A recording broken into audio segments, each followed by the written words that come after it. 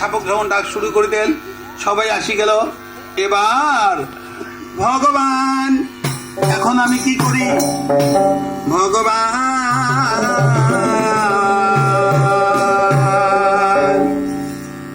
আরে কি করিবে দেবের পদ্মা ভাবে মনে মনে।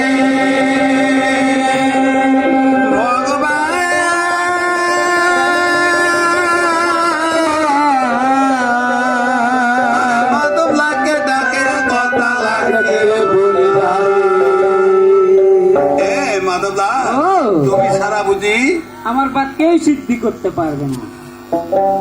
মাধবলাল তখন কি বললেন?